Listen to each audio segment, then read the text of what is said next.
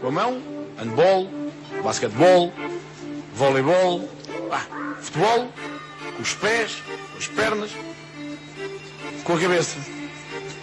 Vamos, Deco vai fazer o golo, atira, golo! Isto é o Sport do Benfica, não é o PAOK de Salónica. Riquelme, solo por él en este gol. Señoras y señores, Riquelme a los 20. Só sou na PlayStation. A PlayStation eu consigo resolver isto.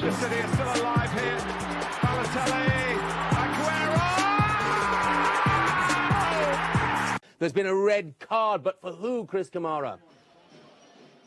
I don't know, Jeff, has it?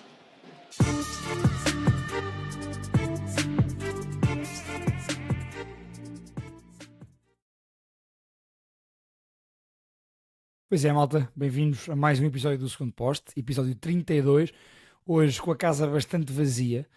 Estou cá eu, Pedro Azevedo e o Samit, porque por motivos profissionais e também de saúde não podemos ter nem o Maia, nem o Guarda, nem a Rita, mas não queríamos deixar de entregar o nosso episódio semanal à segunda-feira, portanto cá estamos nós os dois, Samit, domingo à noite, após mais uma grande semana de futebol e um grande fim de semana, portanto bora assumir isto os dois. Levam connosco esta semana. Esta semana levam com 2 marretas. Para começar a semana não deve ser muito bom, mas é o que é, portanto prometemos ser mais breves do que costumamos. Sim, até porque como estamos só os dois, isto vai ser mais um bater bola do que propriamente outra coisa. E já agora, por falar em bater bola, também deixar aqui o agradecimento à malta que tem batido bola no chat do YouTube dos nossos episódios. O João Parreiral, o Johnny 9693, M. Pinha, João Tavares, atenção ao episódio 2, porque vamos mencionar-te aqui no episódio de hoje pelo teu comentário no chat do YouTube. Portanto, a esse pessoal todo, um grande abraço a eles e obrigado por estarem aí desse lado a comentar. E quem não o faz, que comente, quem ainda não subscreveu, que subscreva e partilhem com os vossos amigos e com a vossa malta o nosso trabalho semanal aqui no Segundo Posto. Samit, bora imprimir um bocadinho de ritmo a isto, ritmo que foi uma coisa que o Porto não conseguiu imprimir a sério no jogo ontem, no jogo deste sábado em Braga. O Porto perde, está neste momento a 19 pontos do Sporting, a 16 do Benfica, à condição que o Benfica tem esse jogo em atraso de Barcelos contra o Gil Vicente. A 16 não, a 6 e a 9. A 6 e a 9, claro. 19, já estava aqui a... Desculpem portistas, já estava aqui a exagerar. O Porto está a 9 do Sporting e a 6 do Benfica, à condição porque o Benfica tem esse jogo em atraso, exatamente. E portanto, cumpre aqui perceber, Samit, o que é que falhou na pedreira, o que é que falhou em Braga. Foi mais do mesmo? Anselmo quis revelar coisas. O que é que para ti falhou acima de tudo na pedreira para o Porto? Acho que foi muita coisa, falhou quase tudo. Acho que é um Porto muito apático, muito... sinceramente não tenho grandes coisas para dizer em relação ao Porto, pelo menos positivas, mas começando pelo Braga, porque ganhou. Acho que foi uma exibição muito adulta do Braga, e essa é a grande novidade deste jogo, pelo menos para mim. Uma exibição muito consistente do Braga, do início ao fim, diferente ao longo do jogo, mas soube estar sempre em campo e estar à altura do jogo. Entrou muito bem, pressão altíssima em todos os setores, nos 3 flancos.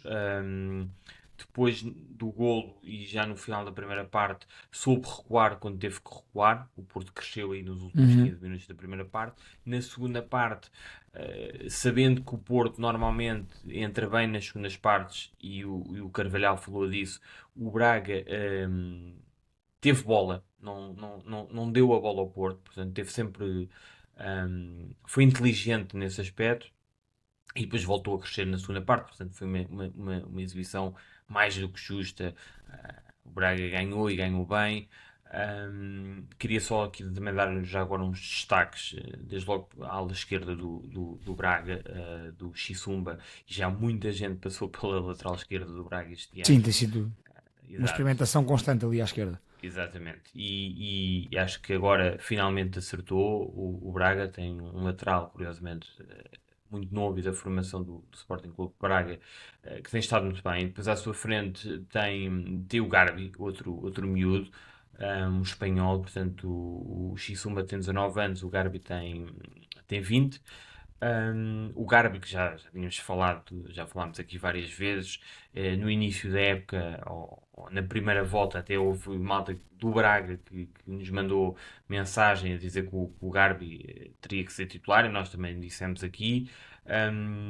Chegou o seu momento, tem estado à altura, é um jogador que desequilibra, vai no 1 para 1, não tem medo é muito intenso, basta ver o golo do Braga nasce de uma falta em que o Garbi rouba a bola ao Martim Fernandes e depois sofre a falta. E vai para cima, exatamente. Exatamente.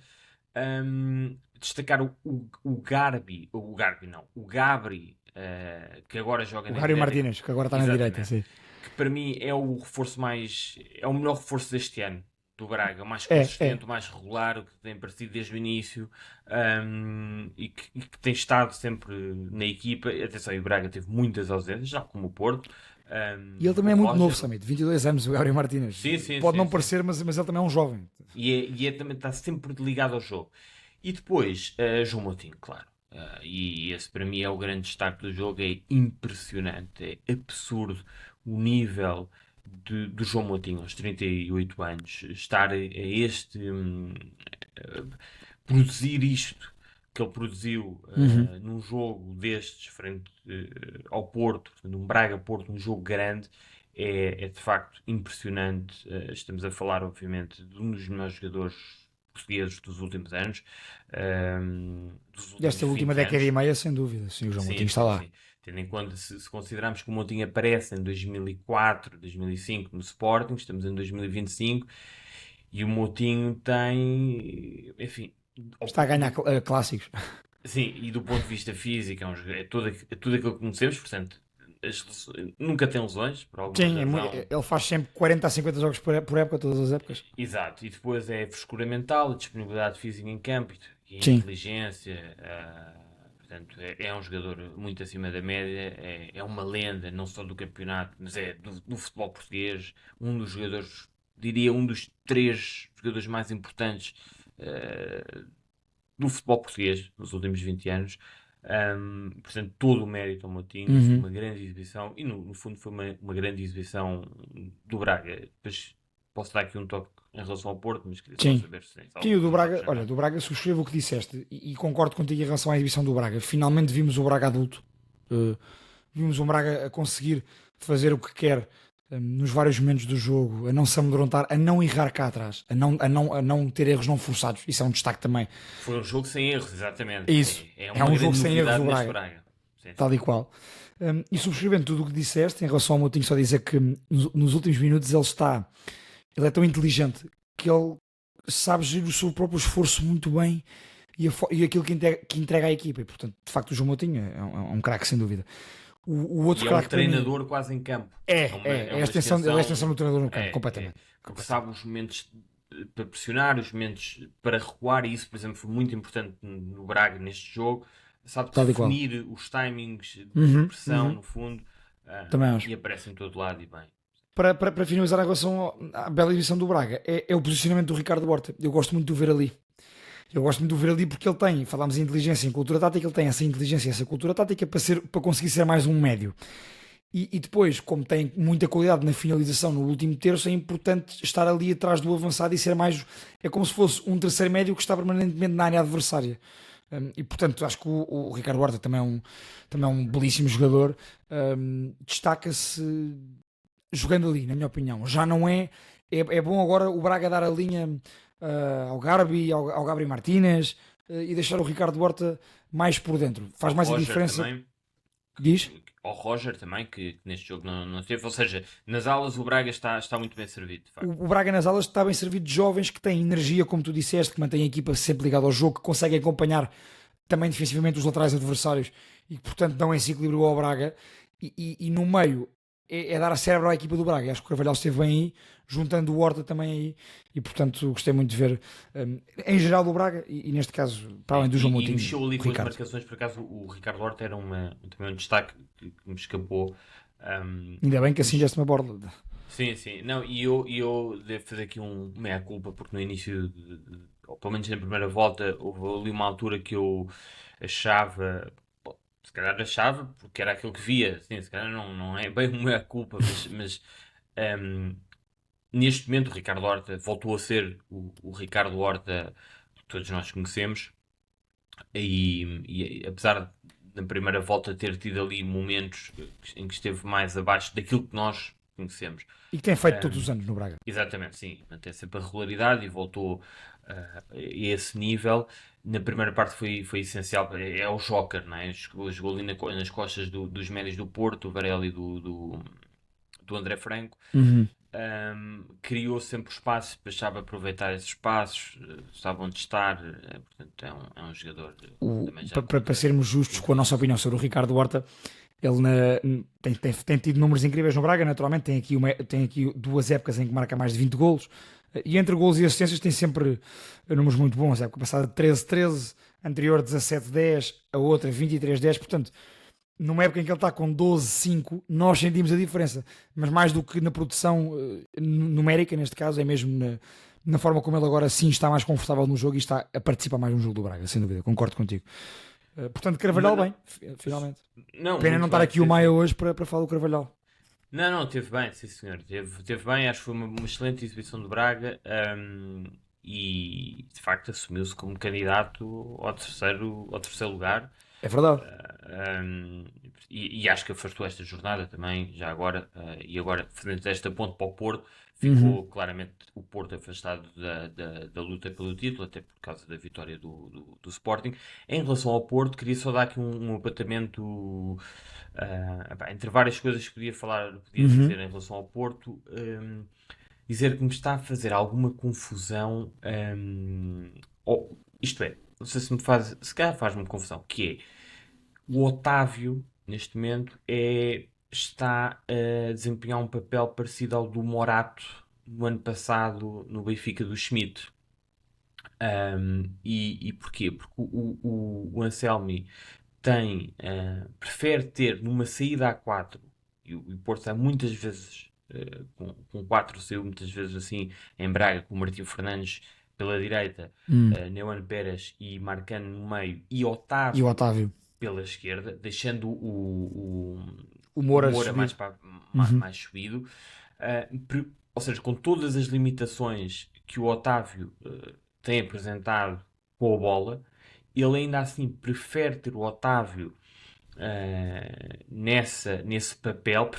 Portanto, eu acho que ele pensa mais, ele prefere ter 3 centrais neste momento do que inventar uma solução com o Moura, por exemplo, a central pela esquerda. Por exemplo. Eu acho que isso daria outra saída ao E o William Gomes a fazer ala esquerda, por exemplo. Eu, tal como disse no último episódio, percebo que o William Gomes seja miúdo, chegou agora, tem jogado sempre, portanto parece que o Anselmi confia no jogador.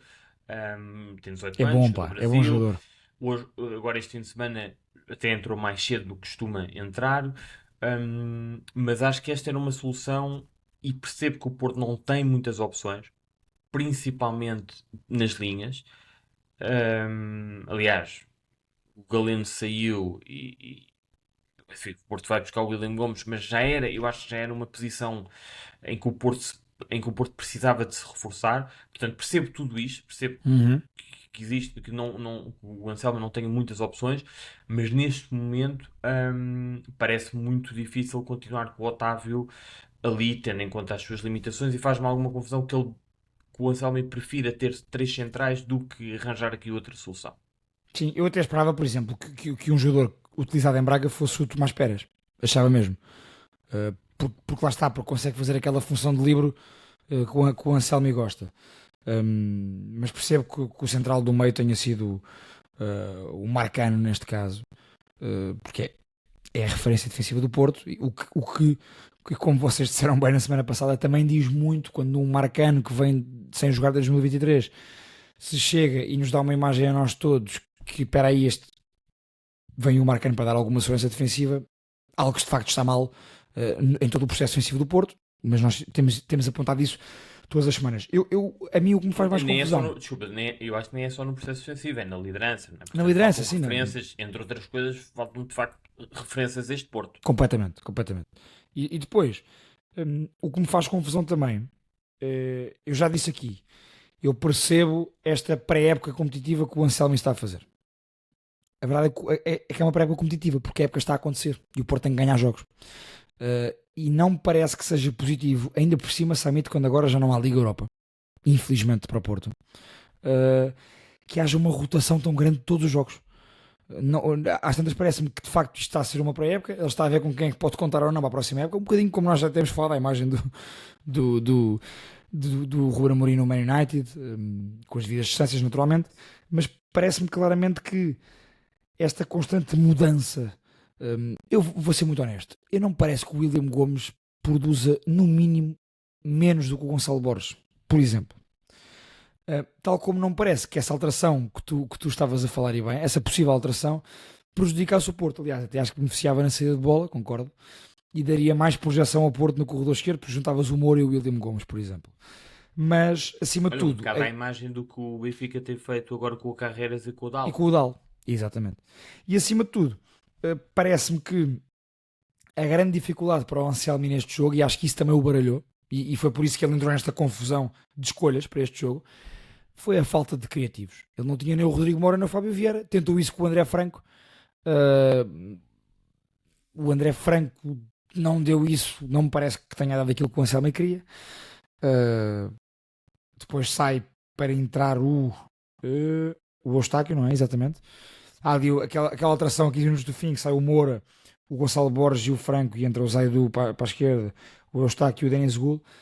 Lá está, parece-me que esta constante, não é? Esta constante mudança de jogo para jogo acaba por também não dar rotinas aos jogadores. Eu sinto muitas vezes os jogadores do Porto perdidos em campo e à espera que alguém lhes diga o que fazer em cada situação, porque de facto os processos não estão bem assimilados e isso é perfeitamente normal. Aí desculpa Anselmi e os jogadores do Porto, sem dúvida. Há estas contrariedades de não haver para um jogo importante em Braga nem Rodrigo Moura nem Fábio Vieira, claro que sim. Mas há soluções, como tu dizias, e portanto parece-me que o Anselmi, se calhar nesta fase, deveria fechar-se menos naquilo que é o seu sistema e abrir-se mais ao plantel que tem. Pelo menos para já, para o Porto ganhar jogos nesta época. E ainda há Zaidu. Até nessa E na lógica, podia perfeitamente também experimentar, sei lá, jogar com o Moura, por exemplo, e subir E subir o Zaidu. Não sei. O William Gomes acho que é só uma questão de tempo, não é? Sim, é só uma questão física, provavelmente, não sei. Claro que é muito mais jogador que o Gonçalo Borges, não há sequer dúvidas. Aliás, em relação ao Gonçalo Borges, muito me custa dizer isto, ele é a cara do downgrade de qualidade individual do Porto. Portanto, há uns anos era impensável estar no banco até. Provavelmente sim, acho que vai fazer uma carreira em equipas secundárias. É um bom jogador, sim, mas para o nível do Porto. Não é claro, nem no nível do Porto, nem muitas outras equipas do campeonato português. Portanto, é o que é. Não sei se queres juntar aqui o mito ou facto, já que estamos no Porto. Podemos juntar o mito ou facto desta semana, que foi, por isso é que eu há bocado disse que o João Tavares ia ser aqui mencionado neste episódio, porque pronto, um dos comentários no YouTube, no chat do YouTube, ao episódio passado foi do João Tavares já hoje, portanto já após, antes do jogo do Sporting em Rio Maior, mas após o jogo do Porto em Braga. E o João Tavares comentou várias coisas sobre vários jogos e lançou-nos esta ideia, e nós aproveitamos aqui para o mito ou facto, que é o mito ou facto de hoje é: o Porto de Anselmi é pior do que o Porto de Vítor Bruno. Portanto, João Tavares, obrigado também pela tua participação. E Samit, mito ou facto? E repito, o Porto de Anselmi é pior do que o de Vítor Bruno. Para mim é mito. Não é que seja muito melhor, mas se eu considerar que acho que é uma comparação difícil de se fazer, antes de mais, porque estamos a falar de um treinador que fez a pré-época, que apesar de tudo construiu o plantel, isto é, apesar de todas as limitações do Porto, foi ele, era o Vítor Bruno, o treinador, no início da época, portanto, fez a pré-época, fez metade da época.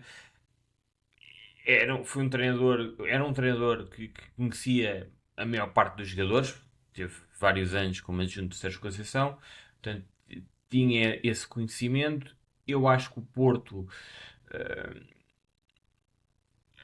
nunca cresceu com o Vítor Bruno, sinceramente. Estagnou. Sim, tanto do ponto de vista coletivo como do ponto de vista individual, das dinâmicas entre os jogadores, não cresceu. E portanto, se eu depois de olhar para o Anselmi, que chegou há um mês, que apesar de tudo tem tentado implementar as suas ideias, podem-me dizer que se calhar não é a melhor estratégia. Eu continuo a aceitar esta decisão do Anselmi à imagem do que o Ruben Amorim tem feito no Man United. Mas calhar podem-me dizer que é muita informação para os jogadores, é uma mudança radical neste momento, com a época a decorrer, etc. Agora, não acho que o Porto, sinceramente, seja pior do que o do Vítor Bruno, que, repito, teve, não sei, 8 meses de trabalho, digo eu. Portanto, Sim, enquanto técnico principal, pelo menos julho, agosto, setembro, outubro, novembro, dezembro, janeiro, 6 meses, vá. Pronto, imaginando. Sim, olha, eu vou. É mito para ti. É. Eu vou mito também e pela última parte da tua resposta, pela comparação com o Ruben Amorim. E portanto, eu tenho que ser justo para Anselmi, quando já o fui aqui em relação ao Ruben Amorim. E portanto, não temos elementos ainda para dizer se este Porto é melhor ou pior. Portanto, logo por aí eu digo que é mito. Não consigo dizer se é pior ou melhor. Parece-me a mim que há um caminho que está a ser feito, e que Anselmi tem de facto boas ideias, não está a conseguir vencer jogos. O registro de facto do Porto é penoso nas últimas largas semanas, mas não consigo dizer que o Porto é pior. Se este mito ao facto fosse este Porto é melhor do que o Vítor Bruno, eu diria mito também, porque também não conseguiria afirmar com clareza. Pode ser a mesma coisa, ou seja, ao nível exibicional. Sim. Ou seja, e há outra coisa, é que o Porto entretanto perdeu o Galeno e sim, o Gonzalez. Exatamente. É que com o Nico Gonzalez, por exemplo, esta questão, por exemplo, da criatividade que falámos hoje, no meio do terreno do Porto, sem Rodrigo Moura e sem Fábio Vieira, Nico Gonzalez supria isso. E portanto, sem dúvida. E à esquerda, a profundidade no corredor, Galeno dava isso. E portanto, olha, vou mito também, portanto 2-0 aqui. A minha resposta é sempre sendo influenciada pela tua, porque eu não ia contra ti para não ficarmos um igual. Estou a brincar, obviamente que iria ser chasse, mas vou mito nas duas. Obrigado, João Tavares, e obrigado. E portanto é sugestão para a malta também, se quiserem dar sugestões de mitofactos, de rubricas, estejam à vontade. Samit, saímos de Braga, saímos da Pedreira, e vamos à Luz. O Benfica recebeu e venceu o Nacional da Madeira, depois de ter recebido e perdido com o Barcelona. E portanto proponho-te que comeces numa parte introdutória, se calhar por juntar aqui as duas coisas. A eliminatória europeia sim, se calhar começa pelo Barcelona, que até teve mais história, digamos certo, assim, do que o jogo frente ao Nacional. Sinceramente, eu acho que foi uma derrota humilhante, porque uma equipa como o Benfica, o impacto que o Benfica tem, tanto a nível nacional como a nível internacional, uma equipa de Liga dos Campeões, perder nos oitavos de final, em casa, a jogar com mais um, desde os 20, 22 minutos, seja contra a equipa que for, para mim é humilhante para o Benfica. Portanto, independentemente da equipa, do adversário, independentemente do jogo, da forma como o jogo se desenrolou, sim, dizes o resultado, exato. É uma derrota humilhante. Não há grandes... Não pode haver desculpas. Quer dizer, o Barcelona é o Barcelona, uma excelente equipa, neste momento lidera a La Liga, mas o Benfica, jogando em casa e a jogar com mais um durante tanto tempo, é quase impensável perder este jogo. Na pior das hipóteses, teria empatado. Ainda por cima, numa eliminatória a duas mãos. Portanto, o Barcelona, a certa altura, também teria forçosamente que pensar no jogo da segunda mão. Não seria o Barcelona a carregar em cima do Benfica desesperadamente. Claro. Agora, esta derrota explica-se também por vários motivos, pelo menos na minha opinião. Desde logo, à imagem do que tinha acontecido anteriormente, no jogo frente ao Mónaco, o Benfica não soube, no jogo frente ao Mónaco, na fase de Liga, fora, exatamente, em França.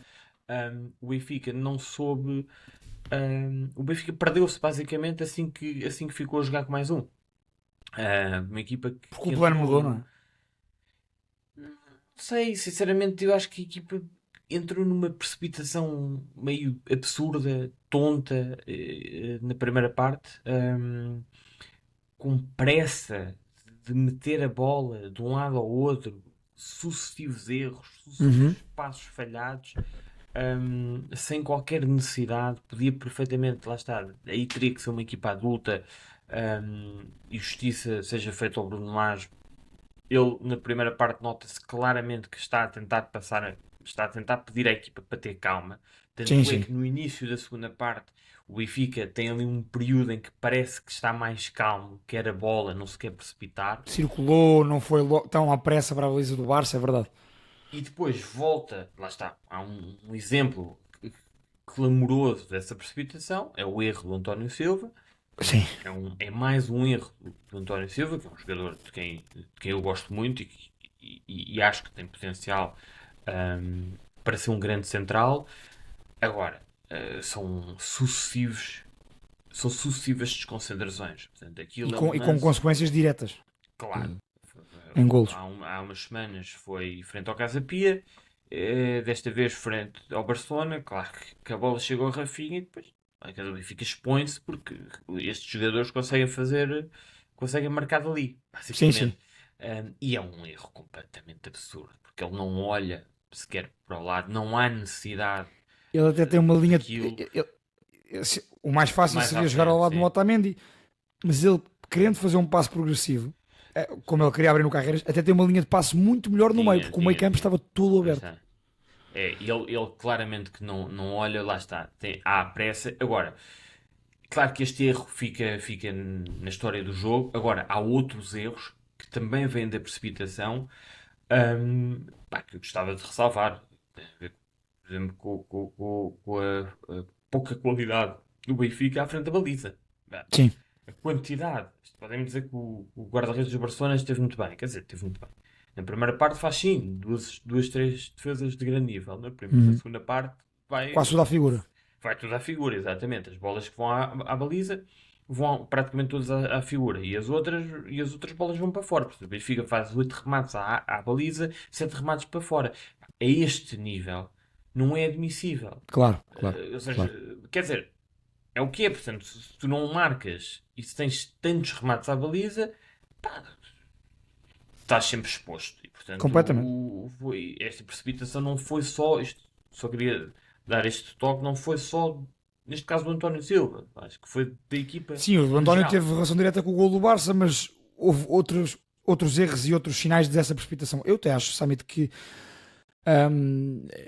a meio da segunda, concordo contigo em relação às intenções do Bruno Lage na primeira parte e no início da segunda parte, e parece-me que o próprio Bruno Lage se precipita quando a meio da segunda parte, creio que foi a meio, eu vou confirmar aqui, exatamente, ali aos 70 minutos, ele deixa-se levar, parece-me a mim, pela emoção do jogo, pelo querer juntar mais avançados, e quando tira Sheldon, mata a grande arma ofensiva do Benfica no jogo contra o Barcelona, que era o corredor esquerdo, era a combinação entre Carreiras e Sheldon, que estava a fluir, o e problema que ele dele tira. com o Sheldon.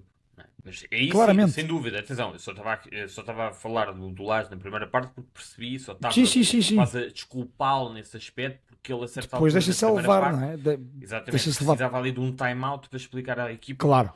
E eu acho O que fazer e como fazer a partir dali, Agora, claro. as substituições não fazem sentido e claramente que o Sheldon era, mais uma vez, o jogador que não poderia sair, mas ele é cada vez mais notório que há ali um tema com o Sheldon. Portanto, o Sheldon joga... E sempre joga, quase sai. Não uma era, obrigação. independentemente do que estiver a jogar. Exatamente, sim. Enquanto enviam um Kerem Aktürkoğlu, que estava em mais uma noite desinspiradíssima e que acabou o jogo. E portanto, é que literalmente o Sheldon no momento em que sai, 20, 30 segundos antes, tinha criado mais uma oportunidade de gol para o Benfica. Ou seja, o Benfica teve ali aquelas combinações entre Carreras e Sheldrup, que o Cocos às vezes também vem. Mas neste caso acho que era mesmo notório que era entre Carreras e Sheldrup. O Sheldrup criou na segunda parte ali pela esquerda, indo ele no 1 para 1, que tem essa qualidade. E passou algumas vezes pelo Condé. Ou combinando com o Carreras, para o Carreras cruzar atrasado, ou para ele próprio colocar na pequena área. Houve ali uns 4 ou 5 jogadas dessas. E isto foi num espaço de 10, 12 minutos. E quando ele faz uma dessas, a última jogada dessas, Bruno Lage tirou. E eu acho que o Benfica aí, mais uma vez eu digo isto é um erro de Lage sempre, na minha opinião, que é, quando está neste tipo de desespero, neste tipo de precipitação, ele mata a ligação dos setores da equipa. Ele coloca homens da frente, mas a bola deixa de chegar à frente. Sim, sim, sem dúvida. Concordo, eu acho que o Lage tem estado mal, tem as suas embirrações, claramente. E uma delas é o Sheldrup. E depois, sim, acabou por estragar um bocado a segunda parte. Deixa-me já agora dar uma nota, porque não me queria esquecer, do jogo do Pedri. Portanto, epá, Sim. Bem, é uma coisa, é um disparate autêntico o que o Pedri fez no Estádio da Luz. E ver ao vivo, Samit, portanto, não Pois. acompanhá-lo só pela câmara quando ele tem a bola. Sim. Porque realmente o jogo pode estar num caos. E este jogo teve momentos em que foi um caos, porque o Barcelona é a equipa que é, portanto está sempre naquela verticalidade, frente a um Benfica que, Vertical é. exatamente, sempre à procura das transições, jogo mais partido, que mesmo com mais um continuava a precipitar-se e depois de repente há este jogo e depois há outro jogo. Há uma O jogo bolha. do Pedri. Parece que ele entra numa bolha É. dele. Está sempre ali noutro mundo, que nada o afeta, nada o distrai. Pá, é claramente um dos melhores médios que por aí anda e, portanto, sim, deve ter sido uma sorte teres visto o Pedri ao vivo, sem dúvida. Porque consegues perceber em todos os momentos do jogo, ele em transição defensiva e ofensiva, e em organização defensiva e ofensiva, ele faz valer a diferença dele. Quando tem a bola e quando não tem, porque é de facto muito inteligente. E quando a bola lhe Sim, chega, depois então quando a bola lhe chega, exato, e depois quando a bola chega, ele tem ali uma capa. É. Ninguém lhe consegue. ele parece que veste aquela capa do Harry Potter, Exatamente. o manto que o Harry Potter usava para desaparecer, e parece que os adversários não conseguem chegar porque ele roda, toca e aparece, está sempre em movimento e ele acaba os jogos completamente arrebentado. E é que para além disso foi o jogador que mais correu em campo, já agora. É que o Pedri tem aquela figura franzina e tal, mas correu 13 km e qualquer coisa. Foi o jogador É que o mais lado correu em campo. físico, o lado físico dos jogadores que também é importante. E o Pedri já admitiu, por exemplo, já agora pegando no exemplo dele, o Pedri disse que este ano, em termos de pré-época com o Hansi Flick e de preparação física, foi muito importante para os jogadores do Barça. Ele disse que tinha tido muito mais esta pré-época e neste início de época do que tinha tido com o Xavi antes. Portanto, a dimensão física também é muito importante para este tipo de jogadores e, portanto, nunca descurar essa parte. Ele disse que o Flick cresceu muito nisso. O Flick também mexeu, já agora, o Flick mexeu bem no jogo. Por exemplo, quando tirou Lamine Yamal, que não é um jogador para andar ali a correr, e põe o Ferran Torres, que é mais rápido, não ia ter tanta bola, portanto, ajudar a fechar o corredor. Mas sim, parece-me que o Benfica, já agora pergunto, para terminarmos isto e irmos rapidamente ao Nacional, mas o Benfica Nacional, que teve pouca história, como tu disseste, vês quão, a nível de percentagem, ou que hipótese é que tu achas que o Benfica tem em Barcelona? Acho que é possível, pode acontecer, mas 20%, nem isso, 15%. Pois, eu ia para aí, eu sou um bocadinho mais otimista, eu iria para aí uns 70-30, 70 para o Barça, 30 para o Benfica. Acho que tem que dar, a equipa tem que estar, acho que, ou seja, eu duvido, seria mais pelo Benfica, isto é, depende mais do Benfica do que do Barcelona, na minha cabeça. Se houver um Benfica quase perfeito, Aí Só- acho que dava. porque o Barcelona é premiável. Exatamente, com todo o Sim. respeito, entre aspas, pelo Barça, que é neste momento, primeiro tem um dos melhores trios do mundo, neste momento para mim, Lewandowski, Rafinha E Lamine, exatamente, são três craques, O Lamal então é uma coisa. Eu sei que não fez o melhor jogo agora no Estádio da Luz, mas Não fez, mas o Lamine Yamal é mas um... tem ali pormenores surreais. Mas sim, se fosse, por exemplo, um Man City no seu melhor, ou um Real Madrid, se calhar dizia-te que dependia, tinha que ser um dia muito mau Um Bayern no seu dessas melhor equipas. também, aqueles Sim, Bayerns avassaladores. um Bayern quase sempre. Sim, um Bayern quase sempre, exato. É. Eu concordo contigo, vou também ir nessa cifra por causa disso.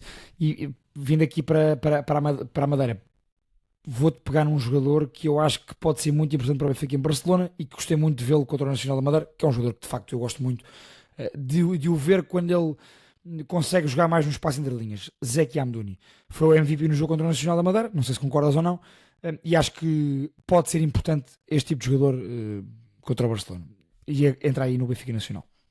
Sim, foi claramente o melhor jogador do Benfica.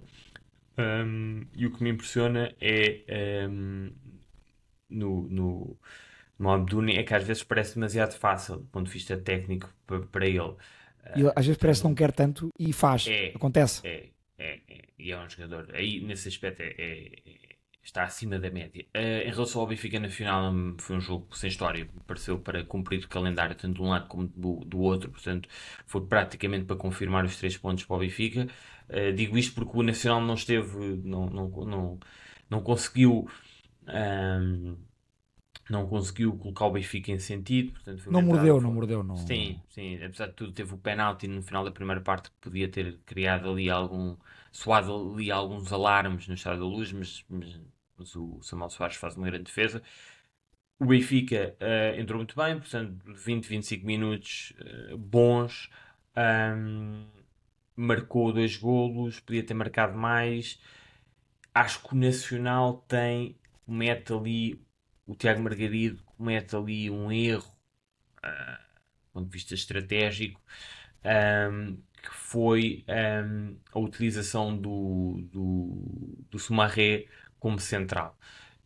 No jogo da primeira volta, o Nacional jogou como acabou o jogo no Estádio da Luz, com o Mateus como médio defensivo que se juntava aos centrais.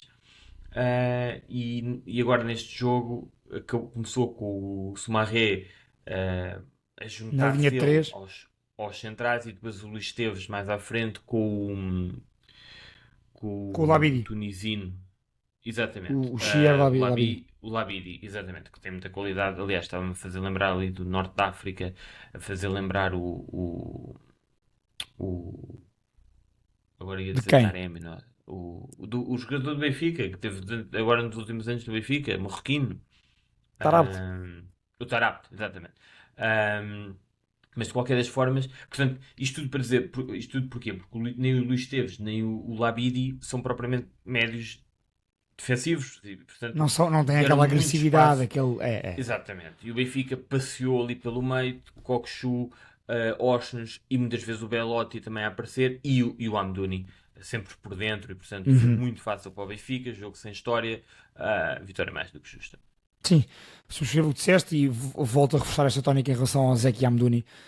O Amdouni dá a ideia que se ele quisesse mais disto, e podemos estar a ser injustos. Atenção, eu gosto deste tipo de jogadores, um bocadinho arrogantes, que sabem que são bons e quando a bola lhes chega, que usam aquela... que têm tiques de vedeta. Eu gosto de ver isso e acho que são jogadores que também nos dão piada. E outra coisa, uma relação com a baliza também... Sim, é porque ele acerta sempre na baliza. E portanto depois cabe ao guarda-redes defender ou não. Ele de facto pé esquerdo, pé direito, é ambidestro, também é bom de cabeça. Olha, faz para o jogo do Mónaco, um gol de cabeça no Mónaco. O Amdouni, a não querer muito disto, tem 8 golos, 2 assistências no Benfica, a ser quase sempre suplente. Portanto é de facto, tem essa relação com a baliza, é um jogador importante e para mim é o grande destaque deste jogo, para além do Samuel Soares, naturalmente, mais um jogo seguro do Samuel no campeonato, e tem esse penalti que defende e é importante porque, lá está, mantém o Nacional longe do jogo, e portanto deixa o Benfica confortável. Acho que o destaque é mesmo justo para o Zeki Amdouni, que é um tecnicamente é um belíssimo jogador, e que eu acho que poderá ser importante para o Benfica. Esperemos que sim, para o Benfica nessa segunda mão em Barcelona. Acho que depois deste jogo vai ter que ser titular na terça-feira, o Amdouni. E o Dal também. E o Dal também. O Dal vai ter que ser forçosamente titular. Exato, sim. porque o Carreras Não há Carreras. está de fora. Deixa-me só dizer, em relação ao Nacional, apesar de tudo, duvido muito que o Nacional tenha problemas em se manter na Primeira Liga. Aliás, acho que esta luta vai ser sobretudo entre o Estrela, isto é a minha aposta, o Estrela e o AVS. O Gil Vicente também, com a qualidade individual que tem, vai acabar por chegar à frente, na minha Portanto, opinião. para além do Boa Vista, ou seja, dás o Boa Vista e o Sim, Farense o Boa como... Vista. Exatamente, e o Boa Vista perdeu hoje, Perdeu hoje com o frente Vitória. ao Vitória, apesar de ter estado a ganhar, portanto, está muito afundado, na minha opinião, e o Farense também. E o Nacional tem jogadores com qualidade para Com ter bola, bola. sim, E o Nacional esteve bem no Estádio da Luz com bola. Falhou foi depois sem bola, dar tanto espaço ao Benfica em casa. Portanto, com jogadores com a qualidade do Cockchu. Como se costuma dizer, foi macio. Exatamente, foi macio. Exatamente. Foi uma equipa macia. Mas sim, bom, concordo contigo também já agora em relação a essa luta pela descida. Também acho que vai ser entre ou seja, o 16º lugar, o lugar de playoff será entre a Estrela, a AFS e o Gil Vicente. Também acho. Acho que o Nacional acabará por descolar um bocadinho. Justamente quem esta época, por exemplo, começou mal, mas é uma das três. Falámos de Tiago Margarido, é um dos. E agora falamos de João Pereira. Isto para dizer, porque são dois dos três treinadores, para além de Ian Castro, que são os três treinadores que estão desde o início da época e que ainda se mantêm. Isto diz imenso da nossa liga e da cultura do futebol em Portugal. Portanto, estamos em março e apenas três se mantêm desde o início da pré-época, desde o início dos seus contratos. 3 estreantes. E 3 estreantes, na primeira, exatamente. E que estão a fazer, cada um à sua maneira, bons trabalhos. E portanto, proponho que vamos ali rapidamente a Rio Maior. Não é a Pina Manique, infelizmente, o Casa Pia continua a jogar em Rio Maior. Ao Casa Pia 1 Sporting 3, em que falávamos de pouca história no jogo do Benfica. Também me parece que neste jogo não houve assim tanta história e houve um Gyökeres a faturar e o Sporting a ganhar. Exato, como noutras vezes, mas não foi só Gyökeres. Eu diria que foi um Sporting carregado por Gyökeres, sem dúvida, por Trincão e pelos adeptos, porque foi um grande ambiente criado pelos adeptos do Sporting em Rio Maior, e eu queria começar por aí, porque, e mesmo no final do jogo, eu percebi também que a equipa reconheceu esse apoio, e acho que os adeptos, pelo ambiente que criaram nas bancadas, Mantiveram o jogo acordado. também, e mereciam no mínimo esta vitória, no mínimo. Na minha opinião seria com uma excelente exibição, mas o Sporting do Rui Borges tarda em chegar às boas exibições e portanto pelo menos deu a vitória, e a verdade é que faltam 9 jornadas para o Sporting. É líder, afastou definitivamente o Porto da luta pelo título e tem um calendário mais fácil, mais acessível do que o do Benfica. do que o do Benfica. Em Eu relação ia perguntar-te, e desculpa, porque eu disse, não vi a segunda parte porque estava a caminho para ir comentar um jogo às 8, mas ouvi, e na rádio ouvia-se bem o ambiente do estádio, mas foi ia um perguntar-te... ambiente do início ao fim. Do início ao fim, sim. Mas ia perguntar-te se tinha havido assim uma quebra tão grande, porque ouvi na rádio que sim, na segunda parte do Sporting, até marcar depois o golo. Sim, o jogo estava a ficar muito perigoso para o Sporting. Aliás, houve ali um momento que podia ter sido completamente bizarro, porque os gajos já tinham um autogolo e teve quase para fazer o segundo autogolo no início da O homem nunca mais aparecia em Alvalade. E claramente que já não pode neste momento jogar no Sporting, muito menos a central. Mas sim, o Nacional esteve por cima Casa da Pia, segunda Casa parte. Desculpa, o Nacional já foi. Exato. O Casa Pia esteve por cima, e o golo, sim, surge ali num penalti, num lance caricato também, que acaba com o jogo. Portanto, um penalti sobre o Trincão, e a partir daí o Casa Pia nunca mais volta ao jogo, mas portanto diria que foi um Sporting carregado, sim, por Gyökeres e por Trincão. Coletivamente a equipa ainda não está longe de produzir aquilo que nós poderíamos esperar. A verdade é que o Rui Borges faz aqui uma marcha atrás, tanto do ponto de vista tático, no sentido em que volta à base, não a dele, mas a do Sporting. Portanto, volta a jogar com uma linha de 3, e mesmo em campo, isso já se tinha notado frente ao Estoril, o Sporting baixa linhas, portanto, permite que os adversários tenham alguma bola, Para depois ferir. defende também com o Gyökeres, e acho que assim é uma equipa menos permeável. Mas sem dúvida que, acima de tudo, a grande vantagem de adotar esse comportamento é depois ter um Gyökeres, portanto, disparado para qualquer um dos lados, para cima de qualquer um dos centrais, e faz toda a diferença. 39 golos, 9 assistências esta época. Sim, é um jogador fora de série. Pelo Sporting, falta os gols pela Sim, sequência sim, também. sim. É um jogador fora de série para o contexto português. Já agora, dar só aqui uma nota, não gostei muito da exibição do Patrick Sequeira, do guarda-redes. Que é um bom guarda-redes, mas Por isso é que estava aqui a falar dele, muito nervoso com os pés, principalmente com os pés. Apesar de tudo, as mudanças do Casa Pia também são relevantes. Portanto, se compararmos o Casa Pia, este Casa Pia que chegou frente ao Sporting, ao Casa Pia que tem jogado, olha que ganhou o Benfica, por exemplo, não teve Nuno Moreira, não teve Benny, e não teve Cassiano lesionado. Portanto, o Casa Pia já tinha perdido, aí também, antes do jogo frente ao Benfica, o próprio Segovia. Portanto, é uma excelente época do Casa Pia, mas obviamente que estas saídas e estas ausências têm algum peso. se têm nos grandes, e nós falamos repetidamente sobre isso todas as semanas, bem, então para um plantel como o do Casa Pia faz uma diferença brutal, concordo sem dúvida. Uma coisa que me estranhou neste jogo foi, há pouco falavas de marcha atrás e pensei que ias dizer também marcha atrás nas opções do Rui Borges nos jogadores que colocou em campo. Meio campo, quando é Bast Yulman, ele poderia, por exemplo, hoje ter optado pelo jogar não ser titular e jogar com Diomande, Inácio e Mateus Reis e dar o corredor ao Maxi Araújo, que era o que eu achava que ia acontecer. Não aconteceu. Também aqui há um bocadinho essa marcha atrás, portanto, Mateus Reis, mais segurança defensiva, não é tão acutilante no corredor como o Maxi, não se aventura tanto, joga mais na certa. Também há aqui esse pensamento que não me parece errado, ou seja, eu percebo que o Rui Borges, até voltar a ter a malta toda pronta, percebo que ele queira agora garantir alguma estabilidade que o Sporting não estava a ter. De facto, o Sporting, como nós aqui falámos há 2 semanas após o jogo em Alvalade contra o Aroca, lembro-me perfeitamente, neste caso eu e tu, temos falado sobre a facilidade com que o Aroca e qualquer equipa neste momento conseguia criar perigo ao Sporting durante o jogo. Portanto, se calhar o Rui Borges está mais, não é se calhar, está mais Não, mas também, sim, isso também é verdade. Ou seja, o marcha atrás mais também conservador nesse aspecto. concordo contigo.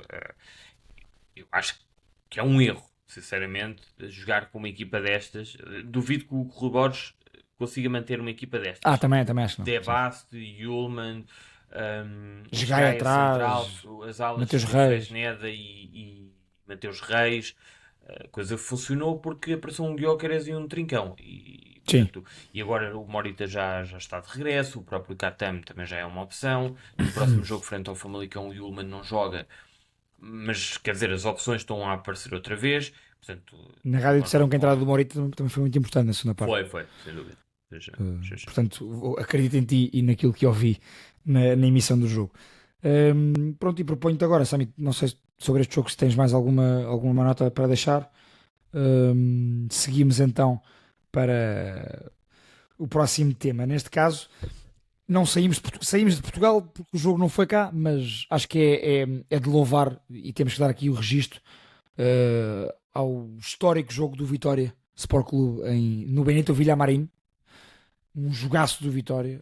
Eu vibrei com aquele jogo, acho que toda a gente que o viu vibrou, porque pareceu-me, e lanço para ti, gostei de ver um Vitória descomplexado, e aí mérito ao Luís Freire, sem dúvida, e aos seus jogadores, e foi um jogo que dá uma bela imagem do Vitória a Portugal e à Europa do futebol, sendo a Conference League naturalmente, de porque é que o Vitória está invicto este ano na Conference League e porque é que está a fazer uma belíssima campanha europeia. Um Vitória corajoso, descomplexado e que no relevado e nas bancadas foi dar espetáculo a Sevilha.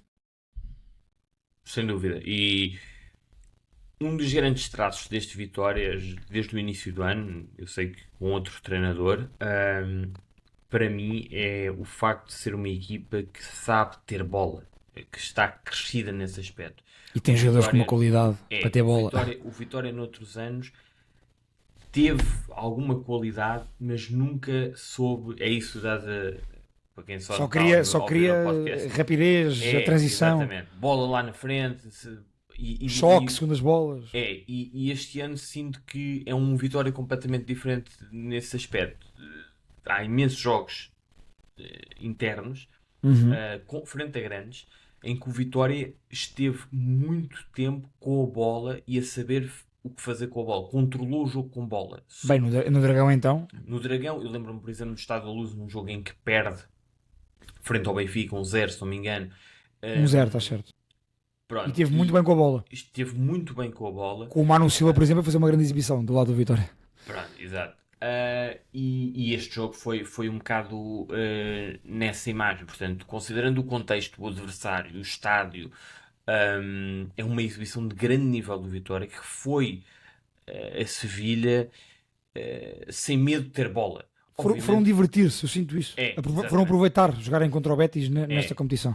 Teve Andel e Tiago Silva como os mestres da equipa, isso já não é uma novidade. As novidades aqui foram outras.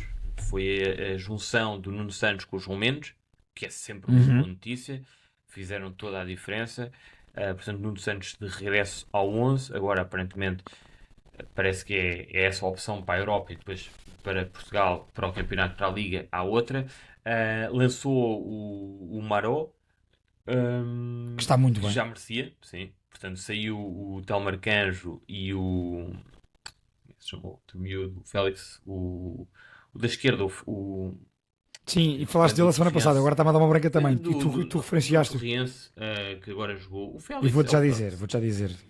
Fizeste o destaque a ele na semana passada, lembro perfeitamente. E portanto. E tirou o Maga também, da lateral direita. E, portanto, foi um Vitória personalizado, sem medo de ter bola, que mereceu claramente este resultado, que traz a discussão da eliminatória para O Van de Guimarães. Félix, desculpa. O Van de Félix, o extremo guineense. Sabia que era Félix, agora acho que ainda é um bocado verdinho, tem um potencial enorme, jogador rapidíssimo, mas ainda me parece verdinho, e o Maró estava claramente a reclamar a titularidade, apesar de jogar do lado direito, no lugar do tal Marcanjo, e depois o Nuno Santos, esse sim, jogou mais a partir da esquerda na sua posição, que agora tem sido ocupada pelo Van de Félix. Dito isto, já agora, o Vitória é a primeira equipa portuguesa a estar 13 jogos consecutivos sem perder numa época na Europa. Esse também é um registro importante. E para finalizar, obviamente, o ambiente dos adeptos, mais uma vez, criado pelos adeptos do Vitória. É um estádio que eu adorava ir, o Benito Villamarín. E conhece malta que esteve lá, portuguesa, e que por acaso, olha que bom jogo para ir ao Benito Villamarín, um Betis Vitória, um grande ambiente. Sim, sim. Sabes que eu há pouco tempo eu estava a ouvir uma entrevista, estava a ouvir um episódio do podcast do Tovar, Sim. da Rádio Renascença. Eu já não me lembro do nome do podcast, em que ele convida algumas pessoas. Podem ser desde treinadores, a jornalistas, comentadores, o que for. Ligação ao futebol. Exatamente. E eu, se não me engano, no episódio do Carlos Daniel, o Carlos Daniel vai falar com o Miguel Tovar, ele comenta que diz que na altura foi ver um jogo a Espanha, um jogo do Vitória, e era mais ou menos nesta lógica. Isto não tem nada a ver com o Vitória Betis. Certo. Acho que o episódio até já foi há alguns meses, portanto não havia este jogo. Mas é um bocado ao encontro daquilo que estás a dizer. Eu, por exemplo, se pudesse, gostava muito de ter ido ver este jogo. Também eu. Sim. E vai ser um jogaço em Guimarães. Claro, exatamente. E era precisamente sobre isso que eu também queria falar. Máximo respeito, e é preciso dizer isto, à decisão do Vitória de ter metido bilhetes a preços muito acessíveis para sócios, para acompanhantes de sócios e para adeptos no geral. Eu acho que para adeptos no geral o bilhete fica a 20€. nos dias de hoje é um valor muito razoável. Portanto, o Vitória prefere ter um grande ambiente, ter casa cheia para um dos jogos mais importantes da história recente do clube, a tentar arrecadar mais receita. Portanto, acho que faz todo o sentido e mérito total do Vitória. Eu estava aqui a ver no site do Vitória mesmo, por causa dos bilhetes. O Vitória fez ainda outra coisa para garantir esse estádio cheio, que é os sócios com lugar anual devem comprar o bilhete do jogo para reservar a sua cadeira até ao dia 11 de março. Os lugares anuais que não forem reservados até às 23h59 do dia 11 de março ficarão disponíveis. Portanto, é mesmo que é para nem haver aquela questão da malta com lugar anual não aparecer. Portanto, sem dúvida, é assim que se faz também. E queria abrir aqui agora a bilheteira, isto para confirmar o que tu disseste, mas pronto, é o que tu dizes. Mais vale, o Vitória quer batalhar por esta eliminatória a sério. Demonstrou no campo, demonstrou na bancada e demonstra com as intenções para a segunda mão. Eu acho que vai ser um jogaço e era histórico, era lindo que o Vitória conseguisse eliminar o Betis, era de facto maravilhoso. E se o Vitória eliminar o Betis, Summit, atenção ao caminho que o Vitória pode perfeitamente chegar a uma meia-final europeia. Se eliminar o Betis, fica com, apanha o vencedor do jogo entre o Jagiellina Białystok, a equipa polaca, e o Cercle Bruges. Cá a partida vai ser a equipa polaca. Muito mais acessível neste momento. E depois a seguir à frente, nas meias finais, então poderá apanhar o vencedor deste jogo entre o Panathinaikos e Fiorentina. Sim. Olha, já agora, só para completar, o preço dos bilhetes para sócios 5€, para acompanhante de sócio 10€ e para adepto 20€. Pronto. São para um jogo europeu é um preço contra o Betis. E já agora, hoje, porque estamos a falar de Vitória, mais um grande ambiente dos adeptos de Vitória no estádio do Bessa. Que é um estádio fantástico para bons ambientes. Sim, e uma bancada, aquele topo, pelo menos a parte superior, porque a parte inferior, enfim, é mais um clássico de futebol português. Portanto, ninguém sabe muito bem porque é que aquilo está assim. Ou seja, porque esses adeptos não vão para baixo e ficam lá em cima. Até do ponto de vista da transmissão televisiva, se calhar, diria eu, é mais apetecível, mas grande ambiente e pela negativa, e não podemos ficar indiferentes a isto, foi o momento protagonizado pelos adeptos do Boa Vista, que insultaram cânticos racistas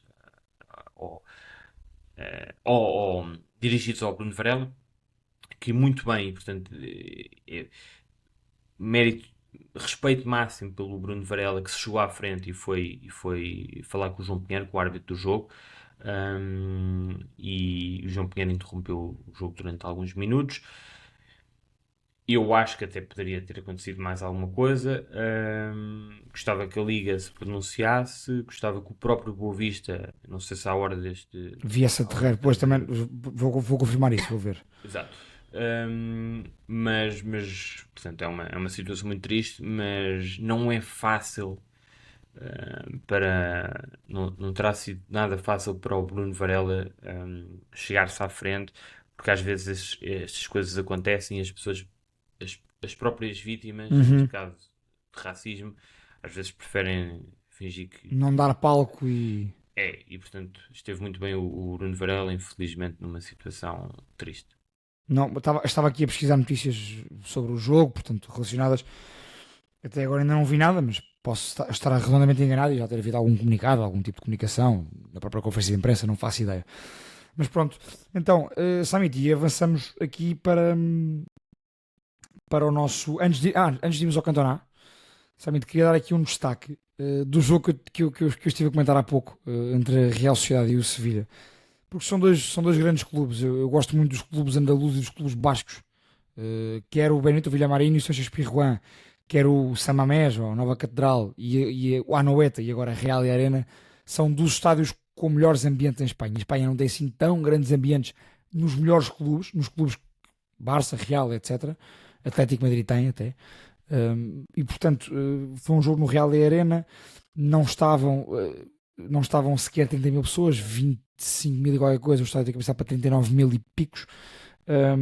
Mas foi um bom jogo de futebol de duas equipas que, e isso é que foi engraçado, têm estado com uma irregularidade brutal. Para teres uma noção, quer a Real Sociedade, 10º, com 34 pontos, quer o Sevilha, que hoje passou à frente da Real Sociedade, e está agora em 8º com 36, a um ponto ou seja, o jogo de hoje era importante porque quem ganhasse colava ao Mallorca, que é o 7º e que está no lugar de Liga Conferência. O Mallorca que escorregou empatou com o Atlético Bilbao, ou o Atlético é que escorregou, neste caso com o Mallorca, e portanto dar esse destaque a um bom jogo, duas boas equipas. O futebol espanhol, os jogos na La Liga são de facto bons a nível de qualidade técnica, e a Real Sociedade cometeu hoje um erro que foi, e este era o meu destaque principal: rodou 8 jogadores a pensar nessa segunda mão de Old Trafford, e hoje perdeu com o Sevilha, e agora para chegar ao primeiro lugar europeu a que pode chegar, que é a Liga Conferência, e que na minha opinião é o mais real de conseguir chegar, tem Celta de Vigo, Raio Vallecano, Sevilha e Mallorca à sua frente, e portanto rodar a pensar na Europa, descurando a Europa na luta interna, não deu muito bom resultado. Olha, já agora, dar aqui um destaque nacional de uma equipa sobre a qual eu também já falei aqui algumas vezes, mas porque vi o jogo, o Aroca foi ganhar a Vila das Aves e continua nesta recuperação absolutamente incrível. É, na minha opinião, uma das melhores equipas a jogar em Portugal nesta segunda volta. Sim. Assume o jogo com bola, como poucas equipas fazem ou conseguem fazer em Portugal, e envolve muita gente no ataque. O melhor exemplo disso é o golo do Aroca neste jogo, uma assistência do lateral esquerdo, que eu já falei aqui por acaso, agora ia dizer Everton, mas não é Everton, é o Everson, O Everson. o lateral esquerdo, faz uma assistência para o Gaio. Portanto, o Everson aparece na área, cruza, e do outro lado aparece o Tiago Gaio para fazer o gol. O Tiago Gaio, que foi capitão, que é um dos capitães desta equipa. E que está a fazer mais uma grande época ao serviço do Aroca. Sim. E neste momento é claramente, estou a dizer isto por mal, mas é melhor que o irmão, não é? Sim, é o que é. E é um grande trabalho do Vasco Seabra, que renovou pelo Aroca. E nota-se também uma grande relação entre a equipa e os jogadores. Isso nota-se sobretudo até pelas flash interviews, e o próprio Gaio neste jogo falou sobre isso. Portanto, nota positiva para o Aroca. Sim, certo. Já agora, para terminar aquele meu destaque, Samit, porque esqueci-me de dizer isto, para termos uma noção do quão irregulares estão a ser estas duas equipas, que têm bons plantéis, quer a Real Sociedade, quer a Sevilha. Real Sociedade tem 23 golos marcados, 28 sofridos na La Liga. O Sevilha tem 32 golos marcados, 36 sofridos na La Liga. Portanto, tem menos golos marcados do que sofridos, e o registro da Real Sociedade de 23 golos em 27 jornadas é uma coisa surreal, tendo em conta a qualidade que tem. E pronto, e agora proponho-te também manter-nos lá fora na Europa do futebol, que terminemos somente com o teu cantonar esta semana, e depois para a semana cá estaremos de volta para receber a malta. Exato. O cantonado desta semana são as belíssimas imagens do Roma Atlético Bilbao, com um Olímpico de Roma completamente repleto, cheio de bandeiras por todas as bancadas, criando um ambiente absolutamente impressionante. À antiga, parecem os anos 90 em 2025. Nós temos mesmo que ir lá. Claramente. É algo que felizmente vamos vendo ainda com alguma regularidade, principalmente em Itália e na Alemanha. E eu acho que é o que deveria ser claramente a experiência de ir à bola. A experiência para os adeptos. As pessoas, os adeptos, a cor, as bandeiras, os cascóis, os estandartes, os cânticos. Tudo isso deveria fazer parte deveria ser o mais importante da experiência de ir à bola. E eu acho que podem-se gastar milhares de euros em espetáculos de luzes, em DJs, em coisas desse género, mas nunca vão conseguir substituir a verdadeira essência do futebol, que continuam a ser os adeptos. e estas imagens vindas do Olympique de Roma mostram isso. Uma demonstração de apoio genuína, popular, dos adeptos, e portanto fica essa nota. Se quiserem, vejam também as imagens do Luigi Ferraris deste fim de semana. A Sampdoria está a lutar para se manter na Série B, recebeu o Palermo e o ambiente foi mais uma vez impressionante. E na Alemanha, por exemplo, há vários casos similares, não sei se sabes, mas os clubes na Alemanha, muitos clubes pelo menos, divulgam as medidas das bancadas para os adeptos visitantes, permitindo dessa maneira Sim. que os adeptos visitantes possam organizar os tifos, as coreografias. Até as próprias tochas e potes de fumo, ou seja, o que é permitido e não é. Exato. E portanto isto mostra o respeito que existe por aquilo que realmente é importante. Portanto, independentemente da rivalidade que exista num jogo de futebol, não estou sequer a falar de dois clubes rivais, não estou a falar de um Porto-Benfica, de um Benfica-Sporting, o que for, mas há sempre uma rivalidade, não é? Porque as duas equipas querem ganhar, mas dando sobretudo valor ao espetáculo em si. E eu acho isso muito bonito, é uma coisa que vejo muitas vezes na Alemanha e em Itália. Portanto, fica sim, aqui sem dúvida. Nota. Bom destaque, Samit, até porque, e isso foi o principal, as bandeiras todas que estavam a colorir o Olímpico, que normalmente nos Jogos da Roma costuma ter pelo menos a curva sul e na central, que está do lado de lá das câmaras, que vemos na emissão, costuma ter bandeiras, mas isto de facto foi impressionante porque foi o que tu disseste, foi uma organização popular, foi um desafio lançado pelo clube e pelos adeptos entre si, com panos fazerem bandeiras e cada família, cada grupo de amigos se organizar nisso. Portanto, fica essa nota sem dúvida. Os adeptos, e nós aqui no Segundo Posto defendemos sempre, os adeptos são uma parte importantíssima do espetáculo e portanto, em Portugal temos que seguir estes bons exemplos para valorizarmos o espetáculo e isso acontece se valorizarmos os adeptos, naturalmente. Sem dúvida, e eu acho que o futebol está numa era em que está cada vez mais plastificado. É importante seguirmos os bons exemplos e ainda há bons exemplos na Europa, não precisamos de ir a outros continentes. E estas imagens já agora são um apontamento que me diz alguma coisa. Estas imagens do Olympique de Roma fizeram-me lembrar o último jogo da Roma em 2001 na festa do Scudetto. Sim. Esse vídeo está no YouTube. Entretanto não, sempre esteve. E eu vi várias vezes esse vídeo até por causa da parte final em que o speaker até é conhecido, já não me recordo o nome, chama pelo Totti. Ele vai, portanto o vídeo é o anúncio da equipa, jogador por jogador, até chegar ao Totti, ao grande capitão. E também é um Olympique de Roma cheio de bandeiras. Portanto, em 2001, estamos em 2025 e é bom que isso seja possível. Sim, sem dúvida. Samit, olha, nós estivemos aqui os dois porque o Segundo Posto tem que se manter naturalmente e cá temos mais um episódio. Para a semana, malta, estamos de volta, isso obrigatoriamente, e portanto esta semana comentem, subscrevam, Spotify, Apple Podcasts, YouTube, já sabem, vai estar em todas as plataformas. Um grande abraço a todos, Samit, a ti também, e pessoal, até a próxima semana, mais uma semana de Segundo Posto.